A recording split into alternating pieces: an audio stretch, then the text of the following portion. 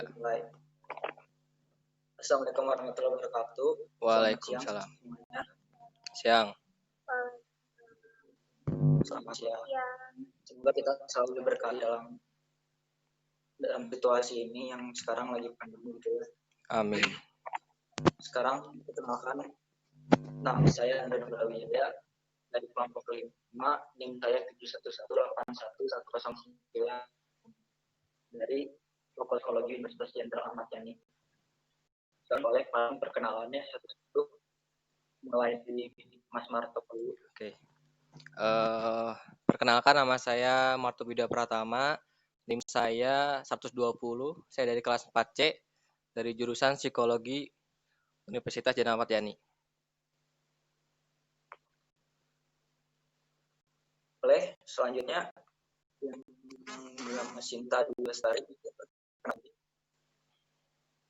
Perkenalkan, nama saya Sinta Lestari, NIM 711811124 dari kelompok 5.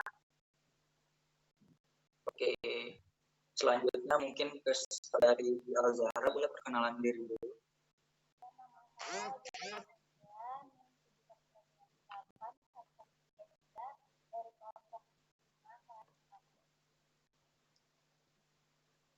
Oke, selanjutnya saya tanyakan dulu ya kabarnya satu persatu. Mungkin dari Mas Marto, gimana nih Mas kabarnya selama situasi seperti ini? Alhamdulillah baik. Udah mulai bosan sih sebenarnya. Gimana Mas menjalani rutinitas sehari-hari?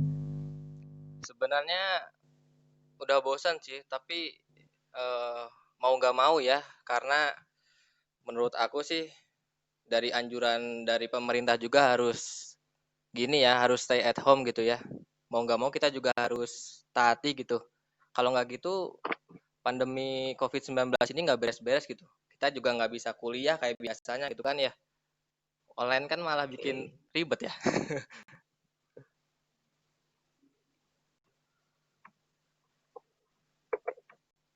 Tapi kondisi Mas aman Mas? Alhamdulillah sehat walafiat. Alhamdulillah ya. Mungkin lanjut ya ke saudari Sinta Lestari. Bagaimana kabarnya? Kita Alhamdulillah baik. Ya, boleh diceritakan hari ini? Kegiatannya sih kan di rumah aja ya, bosen sih, soalnya kan kayak biasanya sehari-hari kita kuliah, berangkat pagi gitu kan, sekarang harus stay at home gitu kan, cuman ya mau gimana lagi, ajaran pemerintahnya seperti itu, ya harus kita taati gitu kan. Nah, gitu deh. Gimana di rumah aman gak? Apakah ada yang Aman. Apakah di daerah Anda zona merah, zona kuning, zona hijau? Yang aku dengar terakhir kali sih waktu itu Karawang tuh, kan aku kebetulan tinggal di Karawang ya. Karawang tuh udah 100% sembuh dari COVID gitu. Katanya mah gitu yang aku baca dari berita kan gitu. Cuman ya nggak tahu ya gimana daerah sini. Cuman ya akunya di rumah aja gitu karena ya takut juga mau keluarga kan. Oke. Jadi sampai itu mematuhi peraturan dari ini mematuhi anjuran dari pemerintah kayak itu. Iya betul. Selanjutnya saya ke saudari Al-Zahra, salah satu mungkin saya diceritakan rutinitas hariannya di rumah selama pandemi COVID-19 ini.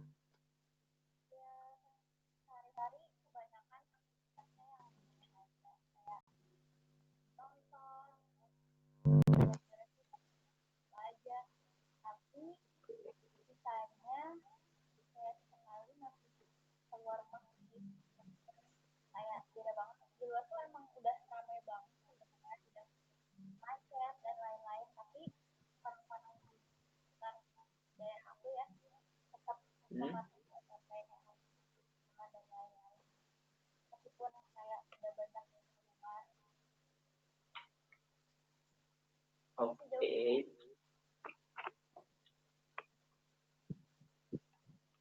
Mungkin saya akan menanyakan pendapat Saudari Alzahra tentang pandemi COVID-19 ini dan stay at home, apakah sudah efektif belum ya anjuran dari pemerintah ini menurut Saudari Alzahra? Sebenarnya kalau menurut aku pemerintah ini, aku nggak tahu salah katanya atau tidak, tapi berita yang baru suka beda-beda gitu. Ada yang bilang bakalan cepat ya di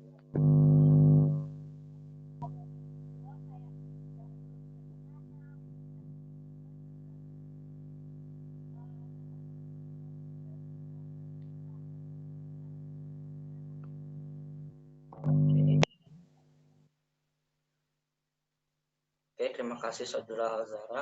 Saya kembali lagi ya ke Saudara Martop Yuda Pratama. Saya ingin menanyakan kepada Saudara Martop ini bagaimana pendapat Anda tentang COVID-19 ini. Kan kita disuruh stay at home. Menurut Saudara Martop ini, apakah anjuran ini harus kita ikuti atau tidak? Karena yang saya lihat data-data dari sosial media itu banyak orang yang tidak mengindahkan aturan ini. Saya ingin tahu dari pendapat Martop juga. Oke, terima kasih untuk saudara Andre. Kalau dari saya ya, sebenarnya cara untuk keluar dari pandemi ini tuh ya cuma satu sebenarnya, stay at home. Tapi di situ juga kita juga harus kayak mengikuti protokol kesehatan, kayak menjaga kebersihan, rajin cuci tangan, makan makanan yang sehat, dan juga jangan lupa buat olahraga gitu. Nah, kadang-kadang karena kita itu manusia ya, yang makhluk sosial gitu. Dan ini juga mungkin udah berjalan lumayan lama gitu kan. Kadang-kadang suka ada yang bosan gitu ya di rumah gitu. Kadang-kadang ya keluar gitu. Mungkin wajar kalau keluar buat olahraga gitu ya. Asalkan bukan buat kayak belanja ke mall yang tempat-tempat yang banyak orang gitu sih menurut aku sih.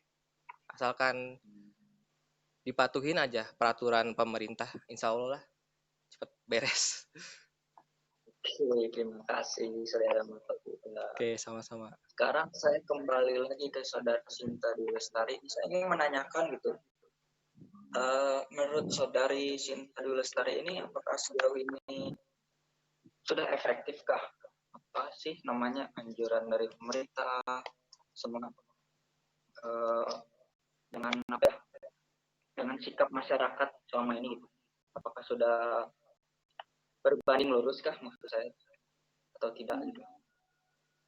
kalau dari yang aku lihat nih ya, dari daerah aku sendiri aja deh, masih banyak gitu masyarakat yang bandel, yang harusnya sudah diterapin social distancing gitu ya. Dari pemerintah juga menganjurkan untuk kita menerapkan social distancing gitu kan, buat kesehatan kita sendiri gitu. Tapi nyatanya masih banyak orang-orang di luar sana yang tidak menerapkan itu gitu, malah mereka dengan masa bodohnya gitu keluar tanpa memakai masker atau mungkin berbelanja di tempat yang desek-desekan gitu kan, itu tidak menerapkan sama sekali social distancing dong kan.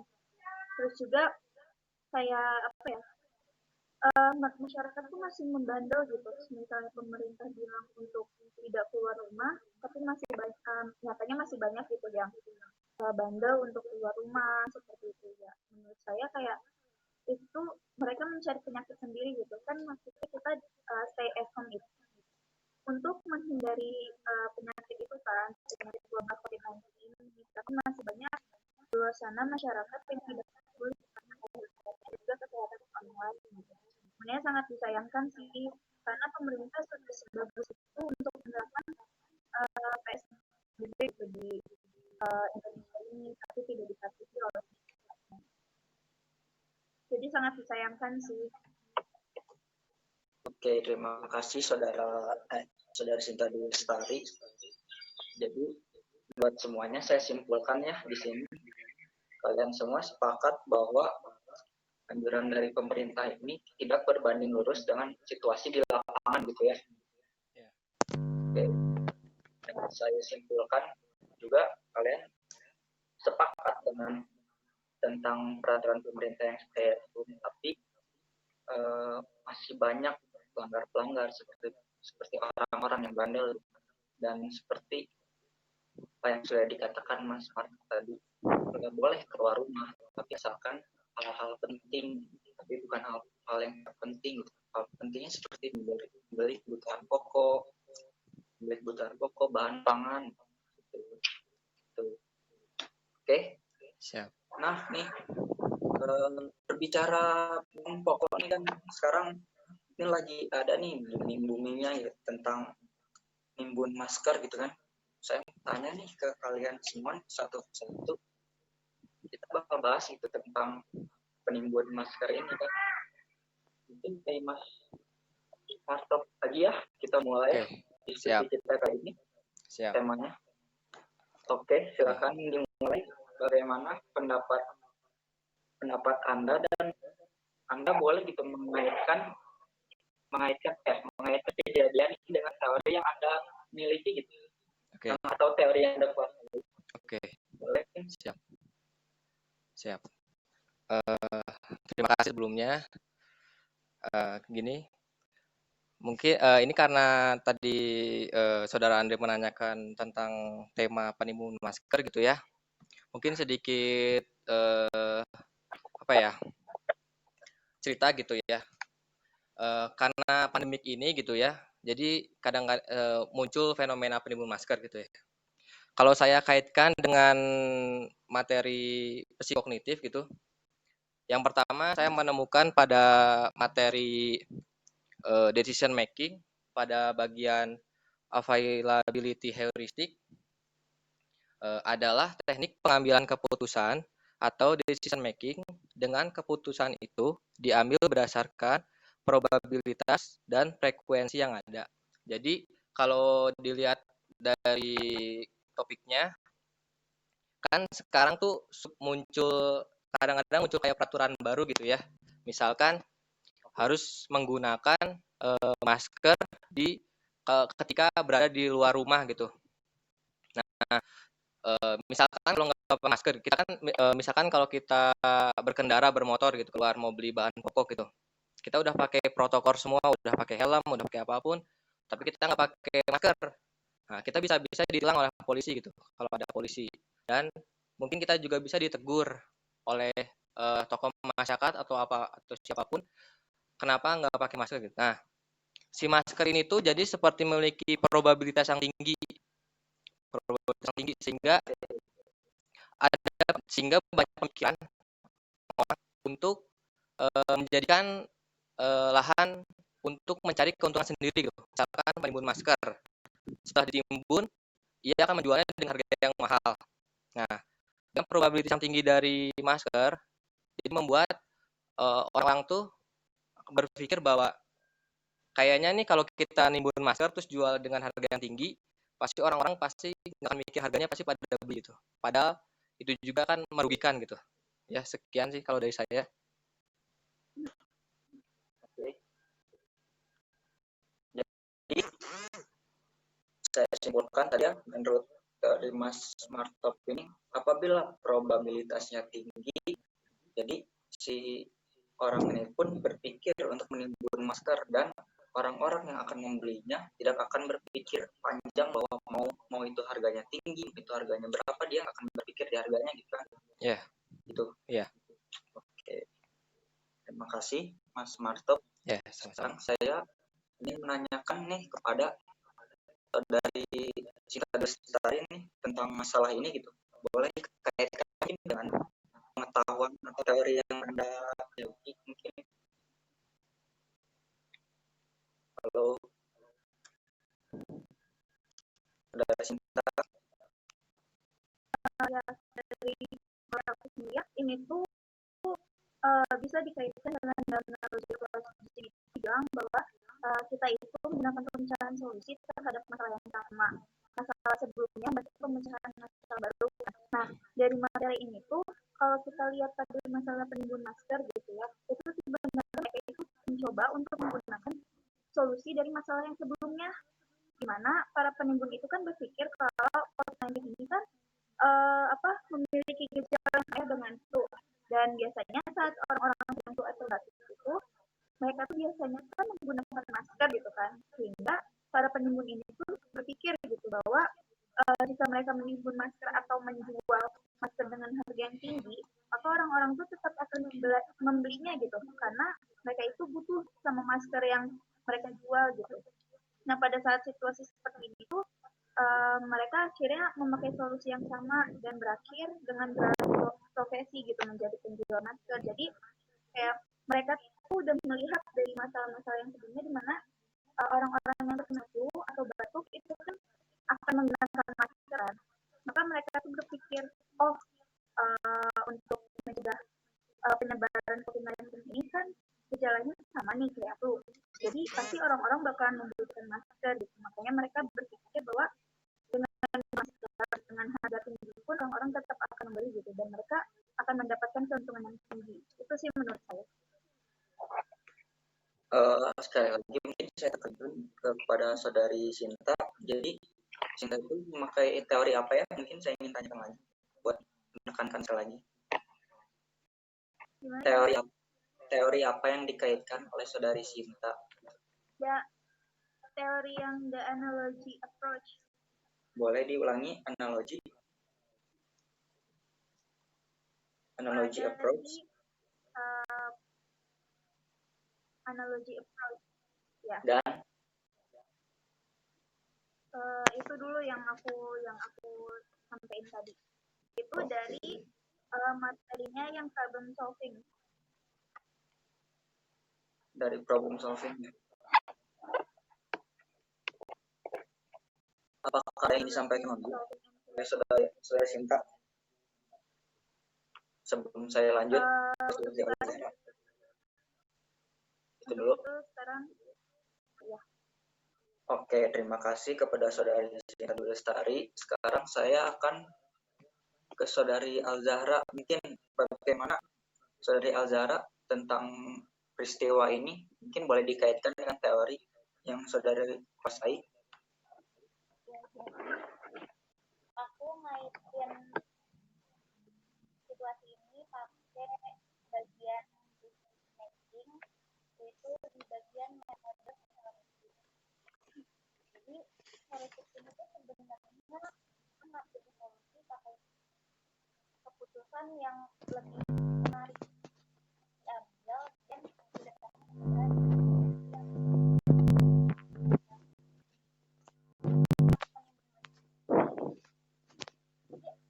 orang-orang cenderung mengambil kemudahan dari adanya situasi kayak gini. Dengan mereka, kalau kayak tadi yang disampaikan sama Mas Yuda itu, orang jadi nggak mikir tentang harganya, bakalan semahal apa mereka bakal beli.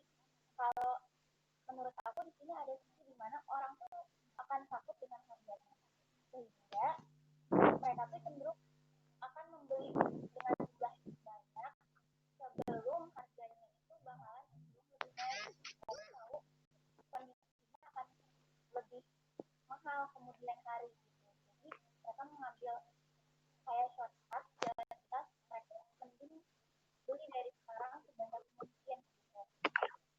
Karena ada jalan pintas yang mereka ambil supaya ada keuntungan yang mereka dapat kemudian mereka nggak perlu beli secara mahal gitu. Nah di sini tuh ada yang dikatakan bahwa moralitas ini dikesampingkan dari rasa kita. Mereka nggak membutuhkan kepentingan orang lain yang juga membutuhkan masker. Mereka rasionalitas terhadap diri mereka sendiri bahwa kemudian hari mereka akan mendapatkan harga masker yang mahal gitu. Kayak itu takut dengan harganya, jadi mereka mengambil jalan pintas untuk membeli secara banyak meskipun harganya masih murah. Oke, jadi saya simpulkan dengan teori Al-Zahra sebelumnya. Jadi kesimpulannya orang-orang yang menjual masker ini moralitasnya berbanding terbalik dengan rasa rasionalitasnya. Ya. Oke. Mungkin dari kalian semua, saya ingin menyampaikan juga gitu teori yang saya dapat. Saya itu mendapat teori yang saya dapat tentang peristiwa ini gitu, saya mendapatkan teori the claiming heuristic gitu. Kenapa saya kaitkan dengan teori ini? Karena orang-orang ini tuh ingin memecahkan masalah atau situasi COVID-19 ini dengan berjualan atau menimbun masker. Dan mereka berpikir bahwa tujuan mereka ini akan membuat mereka berpenghasilan dan mencegah orang lain tertular misalnya. Padahal claiming heuristic ini menimbulkan masalah baru seperti dicaci maki oleh orang lain karena mereka menimbun masker, misalnya ketahuan menimbun masker. Dan apa sih, menurut teori saya benar itu, menyelesaikan masalah juga bisa, tapi menimbulkan masalah baru juga. Itu yang saya kaitkan dengan teori saya. Mungkin selanjutnya saya ingin kembali lagi ke dari awal saudara Martok tidak ini. Oke, siap. Martok. Siap. Jadi saya ingin bertanya itu, bagaimana tanggapan Anda dengan kelompok kita ini? Apakah bisa dibilang sepakat bahwa kita ini semua sudah satu frekuensi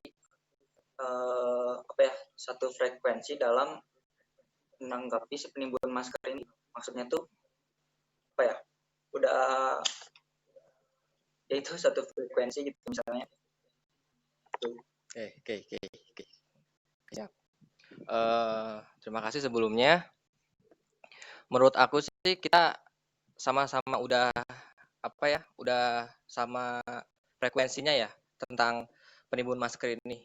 Bahwa intinya dari yang teman-teman juga tadi udah sebutin, bahwa intinya juga kita kurang setuju dengan si penimbun masker ini karena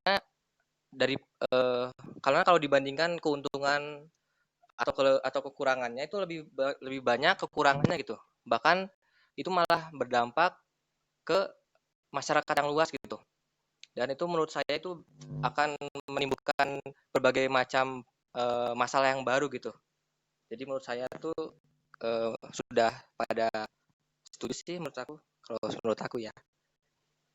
Terima kasih sebelumnya. Oke, terima kasih kepada saudara Martok. Saya akan kembali kepada saudari Sinta Dewi menanyakan apakah saudari Sinta Dewi sepakat dengan apa yang saudara Martok disampaikan atau mungkin ada tanggapan lainnya? Saya setuju ya, udah sepakat gitu bahwa penimbunan masker ini sebenarnya tidak baik. Sudah saya pengen menyampaikan sedikit nih, seharusnya itu di saat seperti itu para penimbun itu tidak terjadi gitu. Jika mereka emang menggunakan problem solving yang benar. Nah, seharusnya problem solver itu menggunakan the mean and heuristic, di mana mereka itu melihat masalah awal itu kan karena adanya penyebaran COVID-19 ini dengan begitu mudahnya, harusnya mereka itu mempunyai tujuan untuk mengurangi penyebaran dengan menjual masker dengan harga murah. Kenapa dengan harga murah? Karena di saat keadaan kayak gitu harusnya masyarakat itu saling berempati gitu dengan memberikan harga normal untuk penjualan masker, karena pasti banyak masyarakat yang berdampak gitu ekonominya dengan adanya wabah ini. Mungkin mereka tidak mampu untuk membeli masker dengan harga yang sebenarnya nggak masuk akal gitu. Karena sebenarnya harga awal masker itu kan sekitar 30 ribuan ya untuk satunya yang masker buat medis gitu. Nah, tapi pada saat adanya wabah ini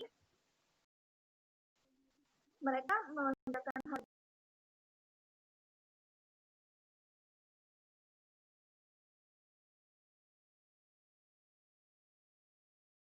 masyarakat yang ada. Nah, dengan begitu maka tidak ada tuh yang namanya penimbun masker yang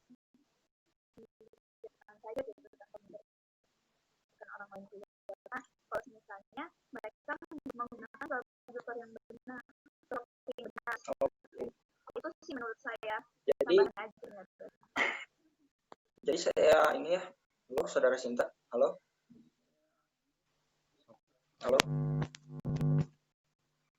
Lanjut. Halo. Oke, mungkin saya akan kembali ke saudara Aldara. apakah saudara Alzara Salsabila sudah sepakat dengan apa yang teman-teman kita tadi bicarakan? Mungkin apakah ada tanggapan lain? Sejauh ini sebenarnya sepakat karena kita sama-sama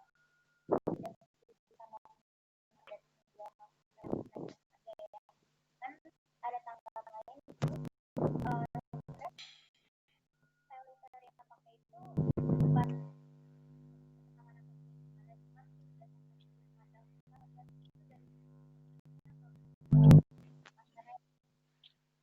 aku kayak sebenarnya sama teori yang kita pakai itu udah setuju soal ada probabilitas juga kan cuman yang itu kan dari sebelumnya dimana mereka banyak belum harganya jadi mahal kalau misalkan yang tadi kita kan mereka ngambil tuh jual sebagai keuntungan kan untuk keuntungan secara finansial gitu kalau ini tuh untuk dipakai kalau yang saya pakai ini dan untuk yang di tentang uang kayak makin memperjelas lagi ya kalau misalkan tapi harus juga mementingkan kepentingan orang banyak gitu gak cuma mikirin kepentingan diri sendiri aja untuk mendapatkan keuntungan jadi yang butuh itu kan gak cuma kita doang gitu gak cuma mereka doang maksudnya kayak buat apa nimbun gitu penyebaran gak akan berhenti kalau misalkan itu cuma di mereka doang gitu yang mau. Oke, sudah semuanya. Oke, timekeeper kita sudah berapa menit timekeeper? Kira-kira udah ada 20 menit kayaknya. 20 menit ya. Sudah. Oke, sebelum ke kesimpulan mungkin sebelum saya bacakan kesimpulan mungkin ada pesan dan pesan dari saudara Marto tidak tentang situasi ini mungkin. Kalau aku sih pesannya sih ya stay at home, tetap sehat, tetap bersih. Oke. Dan sabarlah pasti ini juga pasti berlalu kalau kita di sini gitu. Itu aja. Oke, terima kasih saudara Marto. Saudara Sinta, bagaimana kesan dan pesannya sebelum saya bacakan kesimpulannya? Kalau pesan saya ya ya benar kata Mas Yuda tadi tetap stay at home dan jangan bandel-bandel lah buat keluar rumah ya sampai juga bosan tapi demi kesehatan kita gitu demi memutus rantai penyebaran COVID-19 ini lebih baik kita ya udah di rumah dulu aja gitu nggak usah bandel-bandel tetap ikuti peraturan yang pemerintah berikan gitu. Terima kasih. Sudah.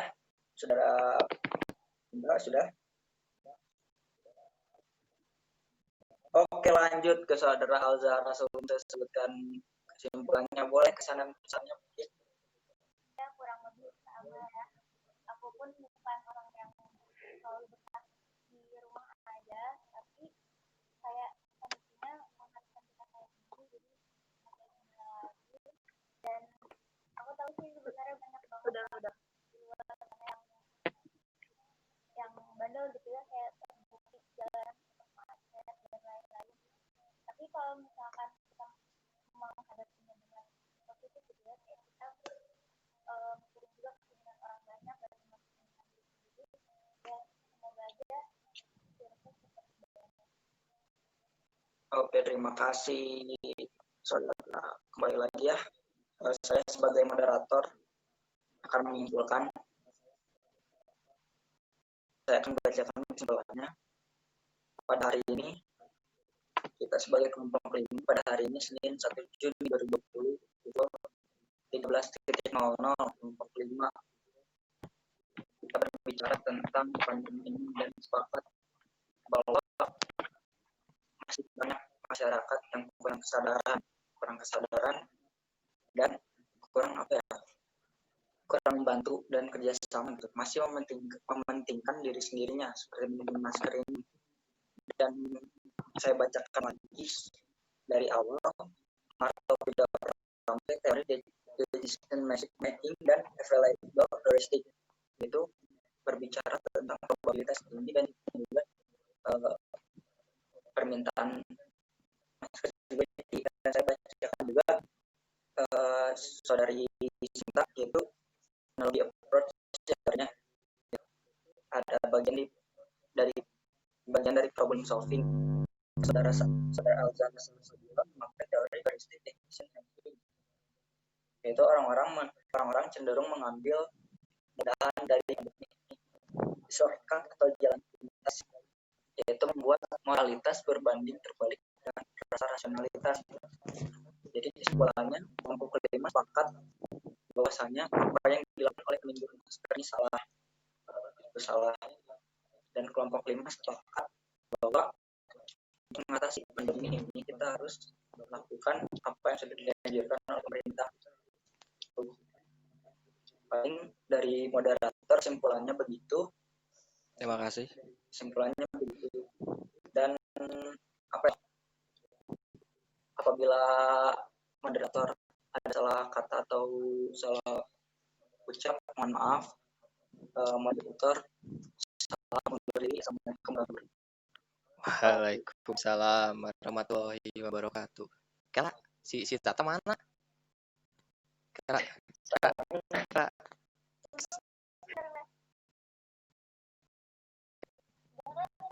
Udah sebentar. Mana sih?